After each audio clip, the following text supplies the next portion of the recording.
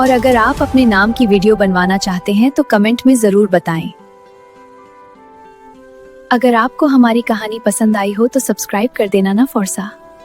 क्या हर बार मलका सिर्फ अजीबो-गरीब जानवर ही को जन्म देती थी या ये सब दो हसद करने वाली बहनों की साजिश थी?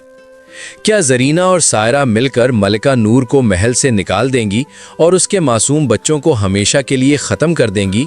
हसद, धोखा और सच की जंग होने वाली है और जहां आखिरकार फैसला होगा कि जीत किसकी होगी, बुराई की या मोहब्बत की। बहुत जमाना पहले एक खूबसूरत सल्तनत थी जिसका नाम नूरिस्तान था। इस सल्तनत का बादशाह सलीम था।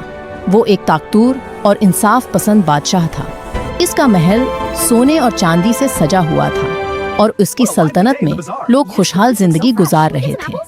लेकिन इस अजीम बादशाह की जिंदगी में एक खामोशी थी। उसकी 2 बीवियां पहले से थीं, मगर वो किसी से सच्ची मोहब्बत महसूस नहीं करता था। उसे ऐसा लगता था जैसे उसकी किस्मत में अभी कोई और कहानी लिखी हुई है। इसी सल्तनत के एक छोटे से गांव में 3 बहनें रहती थीं। उनके नाम थे जरीना, सबसे बड़ी बहन, खूबसूरत मगर मगरूर; सायरा, दरमियानी बहन, चालाक और हसद करने वाली; नूर, सबसे छोटी बहन, निहायत नरम दिल और मासूम। तीनों बहनें अपने छोटे से मिट्टी के घर में रहती थीं और अक्सर शाम के वक्त एक दूसरे के साथ बैठकर बातें किया करती थीं। एक रात सर्दी की हल्की हल्की हवा चल रही थी। बैठकर बातें कर रही थीं। उन्हें ये मालूम नहीं था कि इसी वक्त बादशाह सलीम गांव का हाल देखने निकला हुआ था और इत्तेफाक से वो उनके घर के पास आकर रख गया। बादशाह ने जब उनकी आवाजें सुने तो वो खामोशी से खिड़की के करीब आ गया और उनकी बातें सुनने लगा। जरीना ने थके हुए लहजे में कहा, हर दिन वही काम, वही गुर्बत। काश मेरी शादी किसी वजीर से हो जाती तो मैं इस गांव से हमेशा के लिए निकल जाती। ये सुनकर सायरा हंस पड़ी। और तुम? जरीना ने पूछा। सायरा ने हाँ, और काश मेरी भी शादी किसी वजीर से हो जाए, ये रोज का काम मुझे भी नहीं होते। दोनों बहनें हंसने लगी। फिर उन्होंने अपनी छोटी बहन नूर की तरफ देखा। तुम भी बताओ ना, तुम्हारी क्या विश है? बताओ तो। वो मैं शायद पहले तो शर्मा गई और खामोश रही, लेकिन दोनों बहनों ने जिद की। बताओ भी, नूर ने आहिस्ता से कहा। मेरी ख्वाहिश तो बहुत बड़ी है, शायद नामुमकिन भी। बताओ भी। मैं चाहती हूँ कि मेरी शादी बादशाह से हो। ये सुनकर दोनों बहनें जोर से हंस पड़े। तुम्हें पता भी है बादशाह की पहले से 2 बीवियां हैं और बादशाह तुमसे शादी क्यों करेगा? बादशाह तुम? लेकिन खिड़की के बाहर खड़ा बादशाह सलीम ये सब सुन चुका था। वो मुस्कुराया और दिल ही दिल में बोला, दिल की ख्वाहिशें कभी कभी किस्मत बन जाती हैं। अगली सुबह पूरे गांव में ऐलान हुआ कि बादशाह ने तीनों बहनों को महल में बुलाया है। ये सुनकर तीनों बहनें घबरा गईं। पूरे सफर के दौरान वो यही सोचती रहीं, बादशाह ने हमें क्यों बुलाया होगा? कोई जरूरी बात होगी, लेकिन इतनी जल्दी? तो उनके दिल खौफ से धड़क रहे थे। वो दरबार में दाखिल हुए। हमें बादशाह ने क्यों बुलाया होगा? पता नहीं, लेकिन मैं डर गई हूँ। क्या वो हमसे नाराज है? तो बादशाह सलीम अपने तख्त पर बैठा था। बादशाह ने कल रात को तुम तीनों क्या बातें कर रही थी, बताना जरा। तीनों बहनें खौफ से कांपने लगी। पहले तो उन्होंने इनकार किया, लेकिन बादशाह के इसरार पर उन्होंने सच बता दिया। बादशाह मुस्कुराया। अगर तुम्हारी ख्वाहिश यही है तो आज ही पूरी की जाएगी। उसने ऐलान किया। जरीना की शादी वजीर आजम से कर दी गई। सायरा की शादी शाही बावर्ची से कर दी गई। फिर बादशाह ने नूर की तरफ देखा। और तुमने कहा था कि तुम बादशाह से शादी करना चाहती हो। आज से तुम नूरिस्तान की मलका हो। यूं नूर की शादी बादशाह सलीम से हो गई। शुरू में दोनों बहनें खुश हुईं, क्योंकि उन्हें लगा बादशाह की पहले ही 2 बीवियां हैं, वो नूर से कहाँ मोहब्बत करेगा? वो नूर से ज्यादा मोहब्बत नहीं करेगा। लेकिन वक्त के साथ सब कुछ बदल गया। बादशाह सलीम नूर से बहुत मोहब्बत करने लगा और तुम मेरे दिल उसका की रानी। बहुत ख्याल रखता था। ये देखकर जरीना और सायरा के दिल में हसद की आग जलने लगी। उन्होंने दिल ही दिल में फैसला किया, कुछ ना कुछ तो करना होगा, वरना हम तो ऐसे ही नौकर बन जिंदगी गुजारे गए। हम नूर को इस महल से निकाल कर ही रहेंगे। तान के शाही महल में वक्त आहिस्ता आहिस्ता गुजर रहा था। मुल्का नूर अपनी नरम मिजाजी और सादा दिल होने की वजह से महल के हर खादिम और हर सिपाही के दिल में जगह बना चुकी थी। बादशाह सलीम उससे बेहद मोहब्बत करता था और उसका हर तरह से ख्याल रखता था। लेकिन महल के एक हम कोने नूर में को दो दिल इस ऐसे महल से थे निकाल कर जिनमें ही मोहब्बत रहेंगे। नहीं बल्कि हसद की आग जल रही थी। वो थी नूर की अपनी बड़ी बहनें जरीना और सायरा।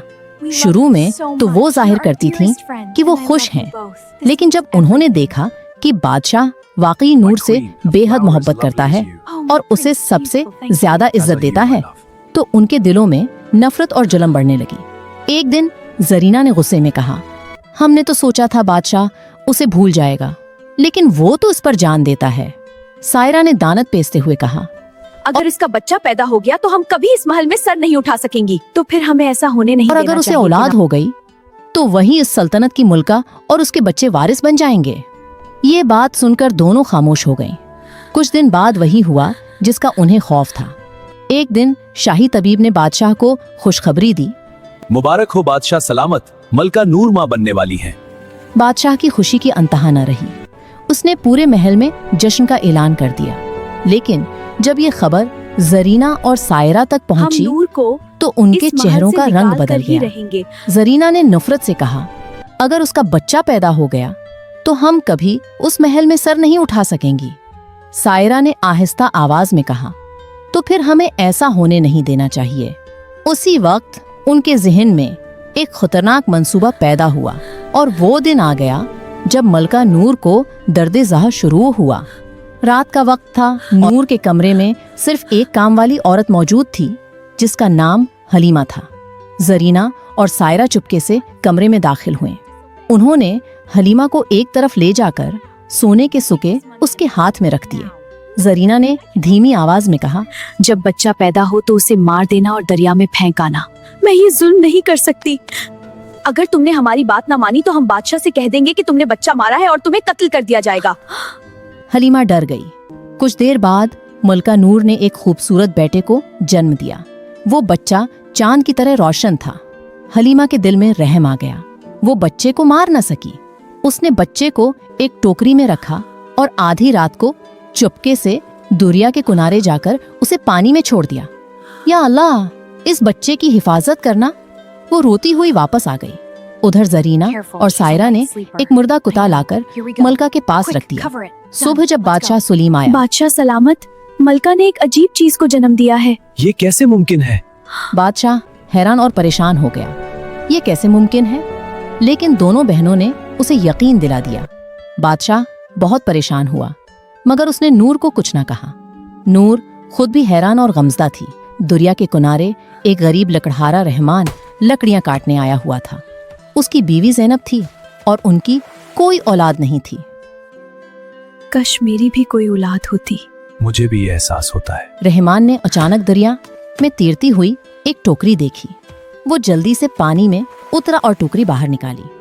जब उसने टोकरी खोली शुक्र है तो खुदा अंदर एक खूबसूरत बच्चा था। रहमान की आंखों में खुशी के आंसू आ गए।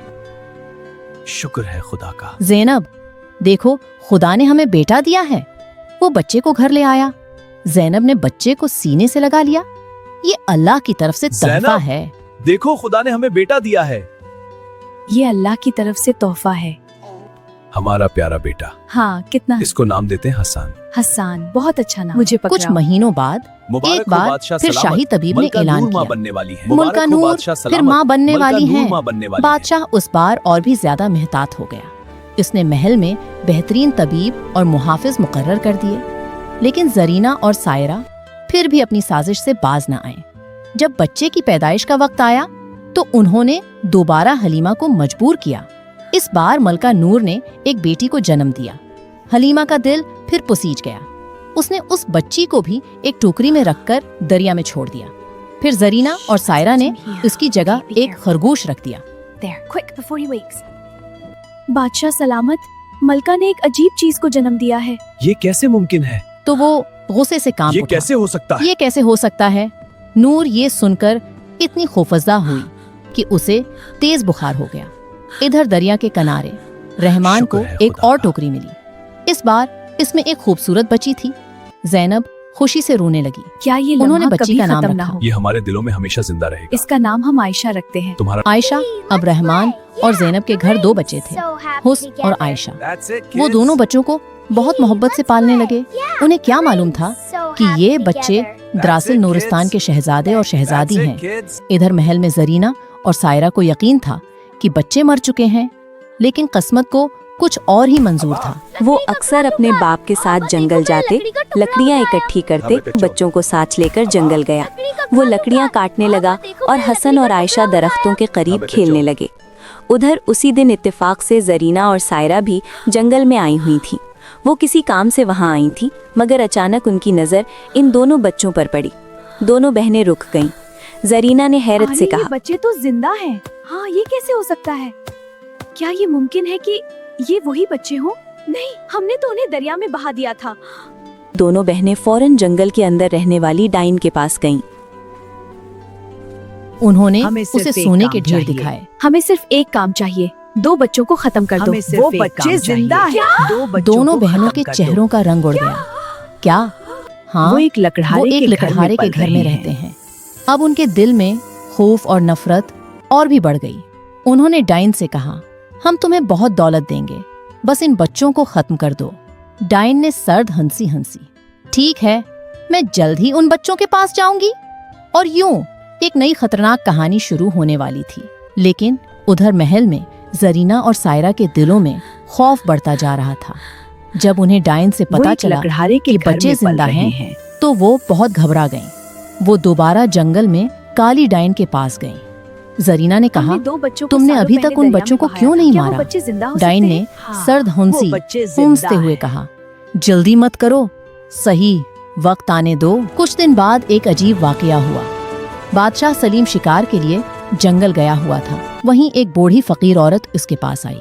उसने कहा, बादशाह सलामत, कुछ खैरात दे दें। बादशाह ने उसे कुछ सोने के सिक्के दे दिए। फकीर औरत ने उसकी तरफ देखकर कहा, बादशाह सलामत, आपके बच्चे जिंदा हैं। क्या कहा तुमने? बादशाह चे दरिया में नहीं मुरे, वो दरिया के किनारे मिले थे। एक लकड़हारा उन्हें अपने घर ले गया था। मगर अल्लाह ने उन्हें बचा लिया। वो एक लकड़हारे के घर में रहते हैं। ये कहकर वो और चली गई। बादशाह हैरत और गुस्से से भर गया।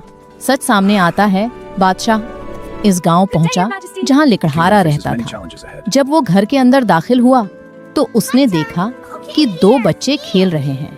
बादशाह के दिल में अजीब सा एहसास पैदा हुआ। उसने रहमान से पूछा, ये बच्चे तुम्हारे हैं? रहमान ने एहतराम से जवाब दिया, बादशाह सलामत, हमें ये दोनों दरिया में टोकरी में मिले थे। हमने उन्हें अपनी औलाद की तरह पाल लिया। ये सुनकर बादशाह को सब कुछ समझ आ गया। वो बच्चों को गौर से देखने लगा। उनकी शक्ल वाकई मुल्का नूर से मिलती थी। बादशाह का दिल गुस्से से भर गया। फैसला बादशाह बच्चों को लेकर महल वापस आया। फिर उसने फौरन जरीना और सायरा को दरबार में बुलाया। वो दोनों घबरा गए। बादशाह ने सख्त आवाज में कहा, मुझे सच बताओ, मेरे बच्चों के साथ क्या हुआ था? तो वो खौफ से कांपने लगे। आखिरकार उन्होंने सारा सच बता दिया कि कैसे उन्होंने हसद में आकर बच्चों को दरिया में बहा दिया था। मलका नूर की आंखों से आंसू बहने लगे जब उसने अपने बच्चों को देखा। वो दौड़कर हुस्न और आयशा को गले लगा लेती है। उसने हुक्म दिया कि जरीना और सायरा को कैद में डाल दिया जाए ताकि वो अपनी गलती पर पछताएं। और यूं हसद करने वाली दोनों बहनों को अपने किए की सजा मिल गई। उधर हुस्न और आयशा को शाही महल में इज्जत और मोहब्बत के साथ रखा गया। रहमान और जैनब को भी महल में बुलाया गया और बादशाह ने उनका शुक्रिया अदा किया। तुमने मेरे बच्चों को जिंदगी दी है। बादशाह ने इन्हें इनाम और एक बड़ा घर दिया। अब मुल्का नूर अपने बच्चों के साथ खुशी खुशी रहने लगी। महल में दोबारा खुशियां लौट आएं और सबको एक सबक मिल गया। हसद इंसान को तबाह कर देता है, लेकिन सच और नेकी हमेशा जीत जाती है।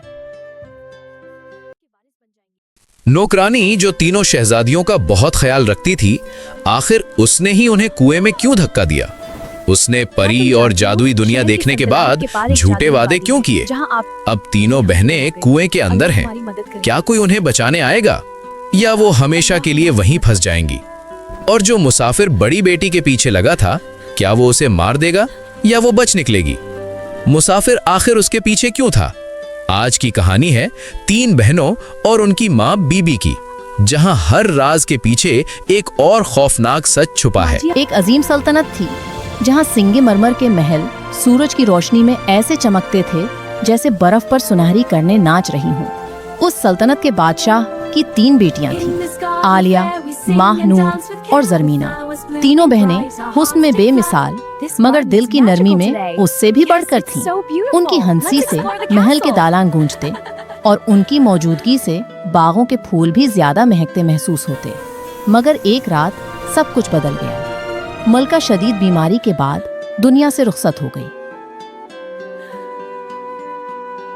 मेरी प्यारी बेटियों, मैं तुम्हें कभी अकेला नहीं छोड़ूंगा। पापा हम इतने दुखी हैं। मैं दूसरी शादी भी नहीं करूंगा। महल के दरवाजे तो वहीं रहे मगर उनके पीछे बसने वाली खुशी जैसे किसी ने चरा ली हो।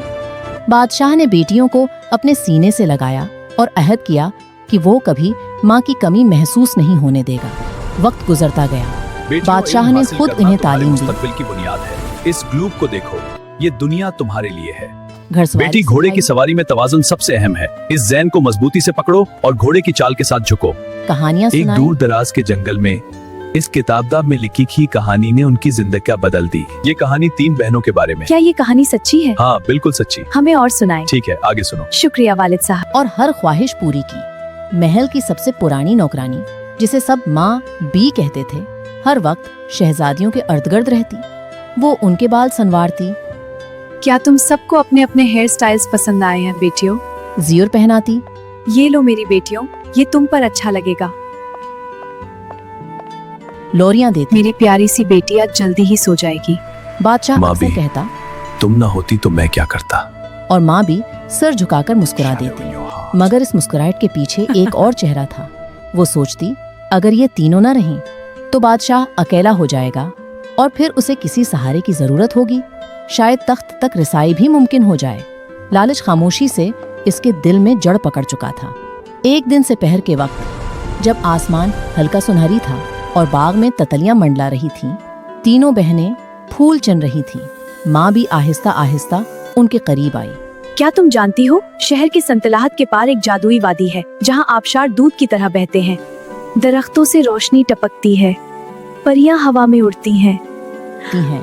जरमीना की आंखें हैरत से फैल गईं। ऐसी किसी जगह के बारे में माँ हमने तो कभी नहीं सुना। माँ भी ने गहरी सांस ली। ये राज की जगह है, हर किसी को नजर नहीं आती। उसी लम्हे लालच का बीज शहजादियों के दिल में नहीं बल्कि तजस्सुस का फूल खुल उठा। अगली सुबह वो जद करके बादशाह से इजाजत ले आए। बाबा हमें माँ के साथ जाने देना, हम वापस आ जाएंगे जल्दी। हाँ बाबा प्लीज। ठीक है, पर जल्दी वापस आना। बादशाह ने कहा, 2 गुलाम साथ जाएंगे, बेटा अकेले नहीं जाना। आए बादशाह सलामत, जैसा आपका हुक्म हो। माँ भी ने सर हिलाया मगर रास्ते में इन गुलामों को सोने की थैलियां देकर बोली, आज जो मैं कहूँगी वही करना। सफर शुरू हुआ। शुरू में सब्ज खेत थे, फिर दरख्त कम होने लगे, फिर जमीन खुश्क और फिर सामने फैला हुआ था बेउंतहा सहरा। आलिया रख गई। वो सब किधर है? ये तो सहरा है। वो आबशार, वो परियां। माबी की आवाज सर्द हो गई। असल मंजर इस कुनबे के अंदर है, बस झांको। झांको। वो कनवा पराना सनसान और गहरा था। उसके गर्द सूखी झाड़ियां थीं और फजा में एक अजीब खामोशी। तीनों बहनें झुककर अंदर देखने लगीं। अचानक पीछे से धक्का, चीखें फजा में गूंजें और फिर खामोशी। नीचे अंधेरा था मगर खुश किस्मती से कुनवा खुश्क था। वो एक दूसरे से लपट कर ये रो हम रही थी। किधर आ गए? अल्लाह हमारी मदद करे। Sad scene. ऊपर माँ भी की आंखों में इत्मीनान था। अब मुझे मालिका बनने से कोई भी नहीं रोक सकता है। महल वापस जाकर गुलामों ने झूठी कहानी सुनाई। हम पर डाकुओं ने हमला किया, शहजादियां अगवा हो गई। नहीं, ये नहीं हो सकता।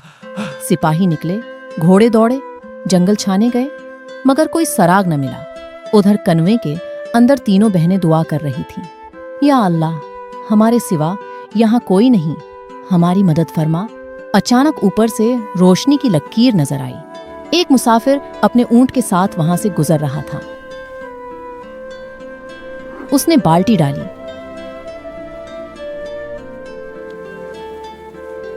वजन महसूस हुआ। बड़ी मुश्किल से आलिया ऊपर आई। उसके ज़ियोरात देखकर मुसाफिर की आंखों में हुस्न चमकी। तुम अब मेरी किस्मत हो। आलिया खौफ से भागी जंगल की तरफ। वो उसके पीछे दौड़ा। What do you want? Just run, I'm right behind you. उसी लम्हे दरख्तों के पीछे से एक तीर सनसनाता हुआ आया और इस मुसाफिर के पहलू में जा लगा। वो जमीन पर गिर गया। एक नौजवान शहजादा घोड़े पर ठीक हो? सवार था। मोहतरमा, तुम ठीक हो? आलिया ने हानिपते हुए सब कुछ बताया। शहजादा फौरन कन्वे की तरफ गया। मेरी बहन इसके अंडर है, तुम इन्हें निकाल दो ना प्लीज। मैं अभी निकाला देता हूँ। और बाकी दोनों बहनों को निकाला। जब वो महल पहुंचे, बादशाह अपनी आंखों पर यकीन न कर सका। वो बेटियों से लपट कर रविया। मेरी बेटियों के साथ ये जुल्म किस इंसान ने किया है? महानूर ने कांपते माबी हुए ने कहा, करा हन ये सब माबी। कुछ। महल में जैसे वक्त रख गया। माबी को दरबार में लाया गया। उसका चेहरा जर्द था। बादशाह की आवाज भारी थी। जिसे मैंने माँ कहा, उसने मेरी बेटियों को मारने की कोशिश की। सच सामने आ चुका था। माबी को कैद कर दिया गया। गुलामों को सजा मिली। शहजादा दराज से पड़ोसी रियासत का वारिस था। उसकी बहादुरी पर बादशाह ने उसे इनाम दिया और आलिया का हाथ भी उसके हवाले किया। शादी की रात जब चिराग रोशन थे और महल फिर से हंसी से भर गया था, आलिया ने आसमान की तरफ देखकर अंधेरे आहिस्ता से कितने कहा, ही गहरे क्यों ना हो, सच एक दिन रोशनी बनकर जरूर निकलता एक है। दफा का जिक्र है। एक दौर मजूली महल के बादशाह का एक ही बेटा मेरान था, जो कि बहुत ही प्यारा और खूबसूरत था और उसकी खूबसूरती उरूज पर थी। वो अक्लमंद था और किसी भी चीज़ की कमी ना थी, मगर उसके दिल में एक अनजानी सी बेचैनी रहती थी, जैसे वो किसी ख़ास चीज़ का इंतज़ार कर रहा हो। बादशाह ने अपने बेटे मेरान से नर्म मगर भराई हुई आवाज़ में कहा, बेटा, अब मेरा वक्त करीब है। मैं चाहता हूँ कि अगर तुम्हें कोई पसंद है तो उससे शादी कर लो, ताकि मैं सुकून से जी सकूं। मेरान ने नज़रें झुकाकर जवाब दिया, बादशाह सलामत, मुझे अभी कोई पसंद नहीं है और मेरा वक्त भी नहीं आया शादी का। बादशाह ने गहरी सांस ली और कहा, अगर तुमने इस हफ्ते के अंदर अंदर किसी को पसंद ना किया तो फिर देख लेना। उनके लहजे में सख्ती कम और फिक्र ज्यादा थी। मेरान, जिसको शादी का इतना शौक ना था, जंगल में जाता और शिकार करता। वो दरख्तों के बीच तन्हा बैठकर आसमान को देखता और दिल ही दिल में सोचता कि आखिर उसका दिल क्यों खाली सा है। इधर बादशाह महल में तन्हा बैठकर अपने बेटे के मुस्तकबिल के लिए परेशान होते। एक हफ्ता गुजर गया। बादशाह ने ऐलान करवा दिया कि रूबा के दिन मजूली की हर लड़की अच्छी तरह तैयार होकर आए। रूबा का दिन आया। महल रोशनियों और हंसी से भर गया। सब लड़कियां एक से बढ़कर एक हसीन थीं। उनकी आंखों में ख्वाब थे। लेकिन मेरान चलता जाता और धीरे से कहता, नहीं बा, ये भी नहीं बाबा। जब दिन ख़त्म हुआ तो कुछ लड़कियां उदास आंखों से वापस लौट गईं। मेरान ने बादशाह से माजरत की और कहा, मुझे माफ कीजिए बादशाह सलामत, मुझे कोई भी पसंद नहीं आया। ये कहकर वो अपने कमरे में चला गया और तन्हा बैठकर चांद को देखता रहा। हर हफ्ते बादशाह नए रिश्ते लाते, मगर मेरान मना कर देता। वो थक कर कहता, इन सब ड्रामों से कब जान छूटेगी मेरी। मगर हकीकत में वो खुद ही उलझन में था। इसी कहानी में एक और मुल्क था, जहाँ एक शहजादी रहती थी, जो बहुत प्यारी थी और कम गो थी। उसका नाम मेरान वुली था, लेकिन सब उसे मेरा कहते थे। उसकी आंखों में खामोशी और दिल में नरमी थी। एक दिन जंगल में जाते हुए मेरान ने नया रास्ता इख्तियार किया। वहाँ एक खूबसूरत झील थी, पानी ठंडा और साफ। उसने शुक्र अदा किया और पानी पीने लगा। अचानक उसकी नज़र एक सुनहरी बाल पर पड़ी। उसने हैरत से उसे हाथ में लिया। उसका दिल तेजी से धड़का। ये किसका हो सकता है? वो कैसी होगी? वो बाल लेकर महल आया और अपने कमरे में देर तक उसे देखता रहा। उसके चेहरे पर हल्की सी मुस्कुराहट थी, जैसे पहली बार उसके दिल में कोई ख्वाब जागा हो। अगली सुबह बादशाह ने शादी की तैयारी की खबर दी। मेरान चूक गया। बाबा, इतनी जल्दी? मगर बादशाह ने कहा, फैसला हो चुका है। मेरान की आंखों में बेबसी आ गई। उसने फैसला किया कि वो सोने के बालों वाली लड़की को जरूर ढूंढेगा। उसने ऐलान किया कि जो एक बाल देगा उसे एक सिक्का दिया जाएगा।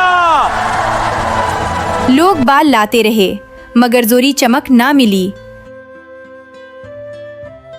उसका दिल टूटने लगा। वापसी पर एक बूढ़ी औरत मिली। उसने कहा, बेटा, जिसे तुम ढूंढ रहे हो वो यहाँ नहीं, वो अनातोबिया की शहजादी है। मेरान की आंखों में उम्मीद लौटी लौटी। वो दौड़ता हुआ महल आया और बादशाह से मदद मांगी। बादशाह पहले नाराज हुए मगर बेटे की आंखों में सच्ची मोहब्बत देखकर पिघल गए। अनातोबिया पहुंच। फिर मेरा के वालिद ने संजीदगी से कहा कि मेरी बेटी की कुछ शराइत हैं। अगर मीरान उन शराइत को पूरा कर लेगा तो मैं खुशी से उसकी शादी अपनी बेटी से कर दूंगा। अनातोबिया पहुंचकर जब मीरान ने पहली बार मेरा को देखा तो उसका दिल रुक सा गया। वो पहले से भी ज्यादा हसीन थी।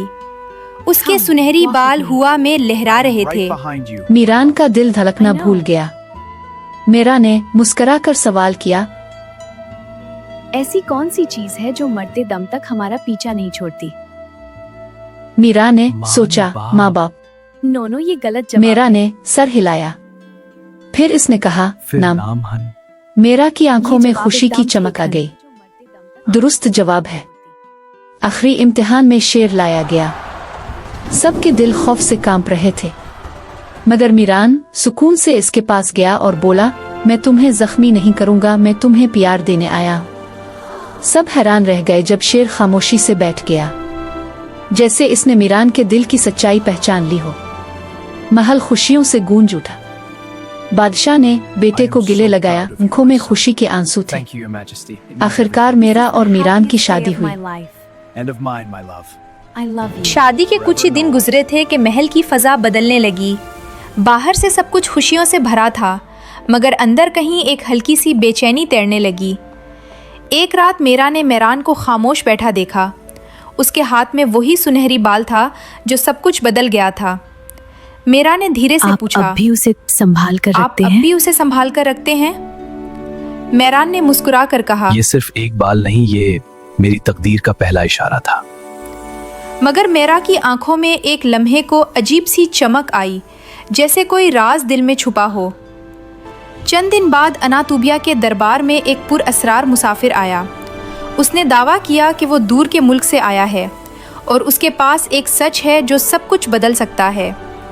दरबार में सन्नाटा छा गया।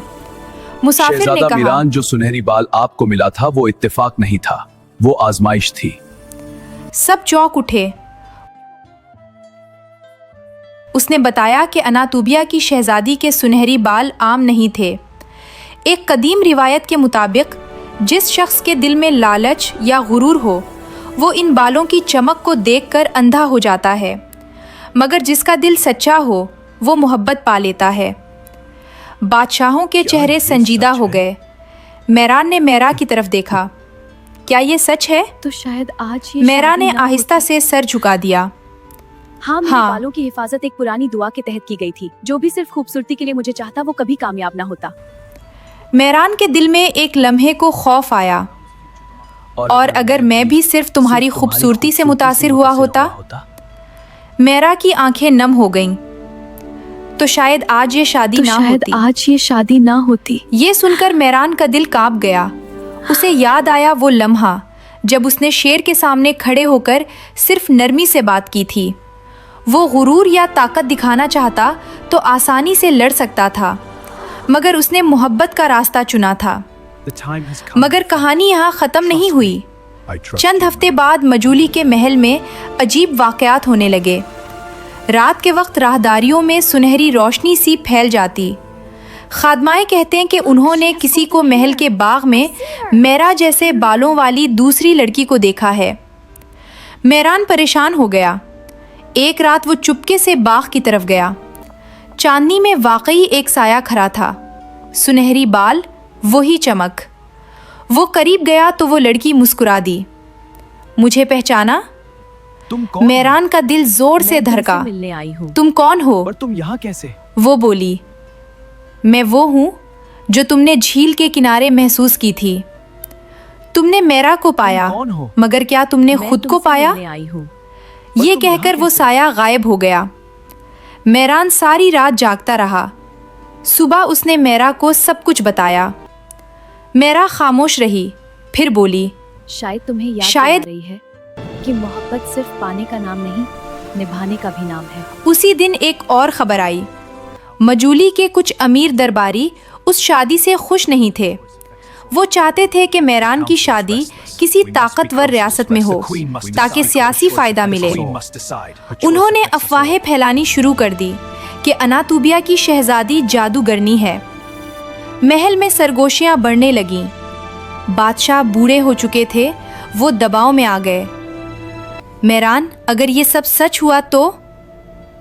मेरान ने मजबूती से कहा, मैंने मेरा को दिल से चुना है, किसी लालच से नहीं। अगर दुनिया उसके खिलाफ हो जाए तो भी मैं उसके साथ खड़ा रहूंगा। आज ये शादी ना होती। ये सुनकर मेरा की आंखों में आंसू आ गए। बादशाह ने तख्त मीरान के हवाले किया तो उन्होंने कहा, एक बादशाह वो नहीं जो ताकत से जीते, बल्कि वो जो मोहब्बत से दिल जीत ले। मीरान और मीरा ने मिलकर दोनों रियासतों को जोड़ दिया। लोग उन्हें सिर्फ खूबसूरत जोड़ा नहीं बल्कि इंसाफ पसंद हुक्मरान कहने लगे।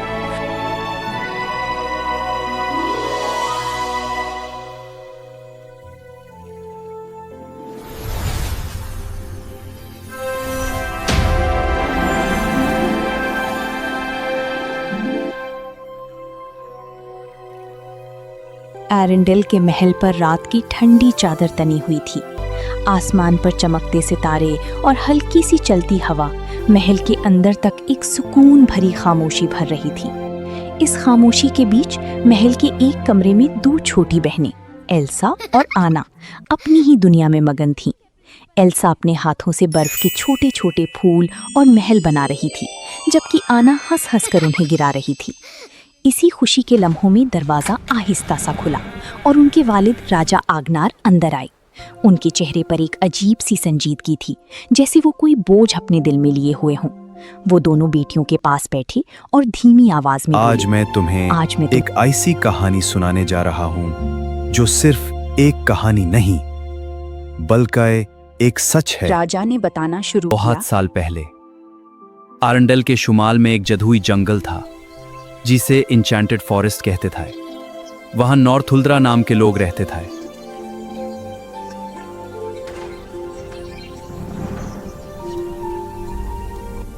जो कुदरत के चार अनासिर हवा, आग, पानी और जमीन के साथ एक गहरा रिश्ता रखते थे। राजा ने बताया कि वो अपने बाबा के साथ उस जंगल में गए जहाँ के लोग मैजिक करते थे और वहाँ हर तरफ मैजिकल चीजें होती थीं। राजा ने अपनी बेटियों से कहा कि जो तुम्हारे दादा थे उन्होंने इंचेंटेड फॉरेस्ट के साथ एक डील की थी।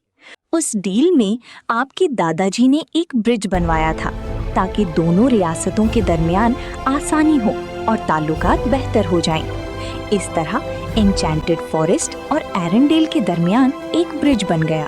फिर एक दिन तुम्हारी दादाजी इंचेंटेड फॉरेस्ट गए, लेकिन वहाँ के लोगों ने अचानक हम पर हमला कर दिया।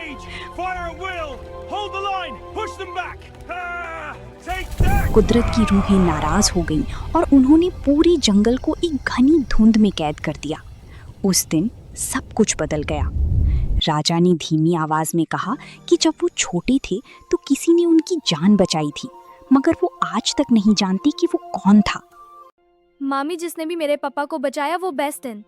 बेटा, उस रात रानी इदूना ने अपनी बेटियों को सुलाते वक्त एक पुराना गीत गाया, एक ऐसा गीत जो आथो हल्लन नाम की एक पुरअसरार मकाम का जिक्र करता था, जहां तमाम यादें महफूज होती हैं। अब साल गुजर गए और एल्सा और एना शहर में खुशी से जिंदगी गुजार रही हैं। एल्सा बड़ी होकर एरेंडेल की रानी बन गई। सब कुछ ठीक था, मगर एल्सा के अंदर हमेशा एक खलिश सी रहती थी, जैसे कोई उसे बुला रहा हो। एल्सा को अब अजीब अजीब आवाजें आती थीं, जो किसी और को सुनाई नहीं देती थी। एक रात एल्सा को फिर से वही अजीब आवाजें सुनाई दी। एल्सा ने कहा, ये आवाजें मुझे ही क्यों आती हैं? रात का वक्त था। सब लोग, एना, ओलाफ और एल्सा साथ बैठकर खेल रहे थे। अचानक एल्सा को फिर से आवाजें आईं। एल्सा ने कहा, मुझे आवाजें आ रही हैं, लेकिन सबने कहा, नहीं, हमें तो कुछ नहीं सुनाई दे रहा, ये तुम्हारा वहम है। एल्सा ये सुनकर उदास हो गई और वहां से चली गई। एना ने ये देखा तो वो एल्सा के पास गई। उसने देखा कि एल्सा ने आज अपनी माँ की चादर भी ली हुई है। तब एना को समझ आ गया कि एल्सा ज्यादा दुखी है। एना ने एल्सा से कहा, ये सब तुम्हारा वहम है, तुम सो जाओ। फिर एना ने एल्सा को सुला दिया।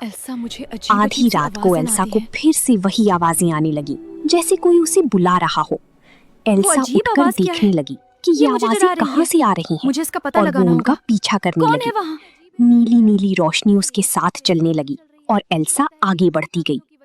जितना एल्सा आगे जा रही थी, शहर की हालात उतनी ही खराब होती जा रही थी।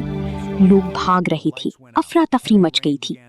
एना को समझ आ गया कि एल्सा की पावर्स के साथ कुछ हो रहा है। एल्सा, एना तुम एल्सा ठीक के तो हो? पास आई और नहीं पूछा, आना, मेरे "एल्सा, ताकतों का ये सब खौफ है। क्या हो रहा है? तुम अकेले नहीं हो, एल्सा मैं उदास तुम्हारे खड़ी साथ थी। हूँ। शुक्रिया उसी आना, वक्त तुम मेरी उनकी बेहतरीन बहन हो, मुलाकात हमेशा। ट्रोल्स के सरदार ग्रैंड पबी से हुई। उसने एल्सा को बताया, ये सब कुछ माजी की गलतियों का नतीजा है। अगर वो सच जानकर उसे ठीक नहीं करेगी तो आरंडेल का मुस्तकबल खतरे में पड़ जाएगा। ये सुनकर एल्सा, आना, क्रिस्टोफ, ओलाफ और स्वेन इंचैंटेड फॉरेस्ट की तरफ रवाना हो गए।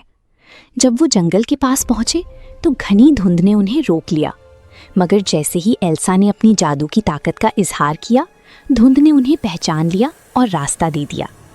जंगल के अंदर कदम रखते ही उन्हें महसूस हुआ कि ये आम जंगल नहीं है, यहाँ हर चीज जिंदा थी। ऐसा लगता है जैसे ये सब चीजें जिंदा हों। हाँ, ये बात तो है।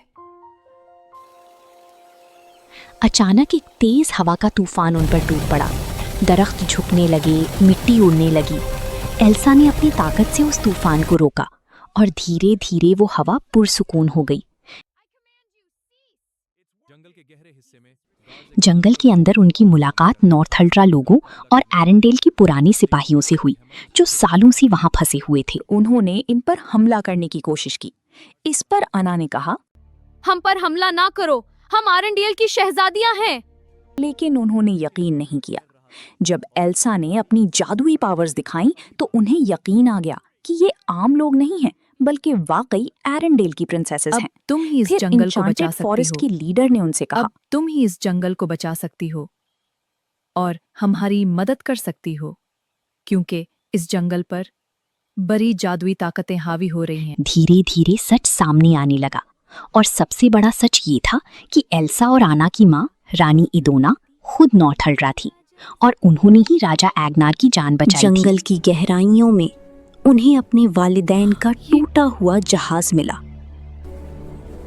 ये वही जहाज है ना, जिस पर हमारी अम्मी और पापा गए थे?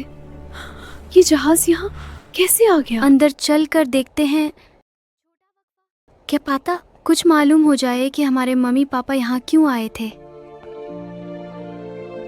ये देखो मुझे क्या मिला एल्सा, एक लेटर। क्या लेटर? दिखाओ जल्दी। लो पढ़ते हैं। हाँ, दिखता है पुराना है, चलो देखें क्या लिखा। वहां उन्हें पता चला कि उनके वालिदैन 8 हुलान जा रहे थे ताकि एल्सा की ताकत का राज समझ सकें। ये जानकर एल्सा का दिल टूट गया। उसे लगा कि उसकी वजह से सब कुछ हुआ। क्या मतलब? मेरी ताकतों को जानने की वजह से मम्मी पापा की जान चली गई? नहीं, सारी गलती मेरी है, मेरी वजह से सब कुछ खराब हुआ है, मेरी ताकतों की वजह से। नहीं, ऐसा नहीं है, तुम गलत सोच रही हो। मेरी वजह से ही ये सब हुआ है, उतना नुकसान भी हो गया है। अब मैं खुद ही आगे का सफर करूंगी। उसने फैसला किया कि अब वो अकेली ही आगे जाएगी। एल्सा डार्क सी के किनारे पहुंची, एक ऐसा समंदर जो बहुत ही खतरनाक था। हर लहर उसे पीछे धकेल देती, मगर वो रुकती नहीं। फिर पानी से एक जादुई घोड़ा निकला, निनोक। एल्सा ने हिम्मत से उसका सामना किया और आखिरकार उसे काबू कर लिया। नोक उसे 8 हुलान ले गया एक ऐसा मकाम जहां बर्फ के अंदर हर याद महफूज थी। यहां एल्सा को अपनी माँ की आवाज सुनाई दी। उसे समझ आया कि वो खुद 5वीं रूह है जो इंसान और जादू के दरमियान एक पुल है। मगर फिर उसने वो सच देखा जो सब कुछ बदल देता है। उसके दादा किंग रूनियार्ड ने धोखा दिया था और नॉर्थुल्ड्रा के लीडर को कत्ल किया था। ये सच देखकर एल्सा जमने लगी और आखिरकार बर्फ बन गई। उसी वक्त आना बिल्कुल अकेली रह गई। ओलाफ भी मिट्टी की तरह बिखर गया। मगर आना ने हिम्मत नहीं हारी। उसने फैसला किया कि वो सही काम करेगी। उसने अर्थ जायंट्स को जगाया और उन्हें ब्रिज की तरफ ले गई। देवों ने पत्थर फेंके और ब्रिज टूट गया। जैसे ही ब्रिज गिरा, माजी का बोझ खत्म हो गया। एल्सा आजाद हो गई और फौरन वापस आकर एरेंडेल को बचाया। आखिर में सब कुछ ठीक हो गया। एल्सा ने जंगल में रहने का फैसला किया जहां वो रूहों के साथ तवाजुन बनाए रखेगी, और एना एरेंडेल की रानी बन गई। दोनों बहनें अलग हो गईं, मगर उनका रिश्ता कभी कमजोर नहीं हुआ, बहुत प्यार करती हूँ। क्योंकि वो मैं भी सिर्फ तुमसे बहुत बहनें प्यार नहीं करती थी। हूँ एल्सा। वो एक पुल थी आओ गले मिल जो जाए। 2 दुनियाओं हाँ, को बहन। जोड़ता है। वो एक पुल थी जो 2 दुनियाओं को जोड़ता है। अगर आपको हमारी वीडियो पसंद आई है तो बराह करम सब्सक्राइब करें, लाइक करें और कमेंट करें कि अगली वीडियो किस टॉपिक पर हो।